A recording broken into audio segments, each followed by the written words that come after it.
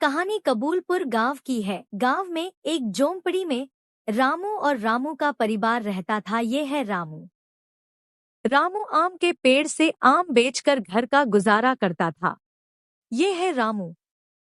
ये रामू की पत्नी माला और ये रामू का बेटा राहुल। राहुल पढ़ने में तो बहुत होशियार है, पर गरीबी के कारण पढ़ नहीं पा रहा है।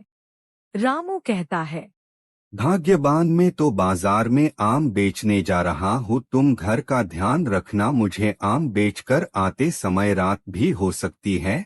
तुम अपना और इस राहुल का ध्यान रखना। मैं वैसे तो जल्दी आने की कोशिश करूँगा। ठीक है राहुल के पापा, तुम आम बेचने चले जाओ। मैं राहुल का ध्यान रखूंगी, पर जल्दी आने की कोशिश करना और बाजार से आते समय कुछ सब्जियां भी लेते आना। ठीक है, अब तुम जाओ। रामू वहां से चलने लगता है। रामू आम के पेड़ के पास से आम से भरी टोकरी उठाकर बाजार में आम बेचने के लिए जाने लगता है।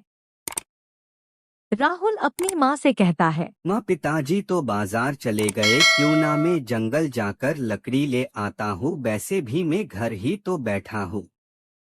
राहुल ऐसा कहकर घर से चलने लगता है।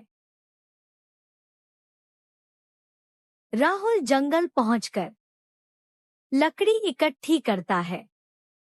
तभी उसे अचानक एक आवाज आती है, बचाओ मुझे, बचाओ। राहुल उस आवाज के पीछे पीछे जाता है। देखता है कि एक पंडित जी बेहोश पड़े हुए हैं।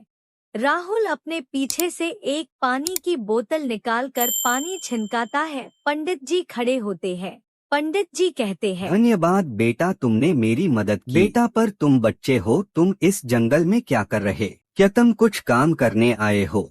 पंडित जी, मैं वैसे तो मैं पढ़ाई करता हूँ, लेकिन पढ़ने के लिए पैसे नहीं है, इसलिए घर के लिए लकड़ी लेने आया हूँ।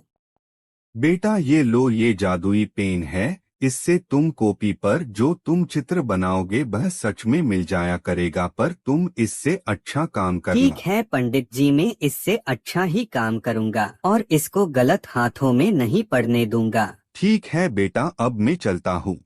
पंडित जी वहां से जाने लगते हैं।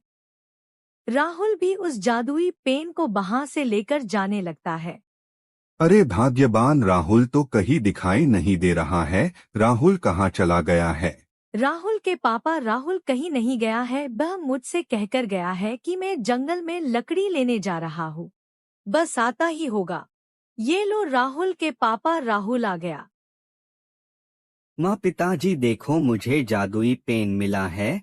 मैंने एक पंडित जी की मदद की थी, उन्होंने मुझे खुश होकर ये जादुई पेन दिया है। कहा था इससे तुम जो लिखोगे वह सच हो जाएगा।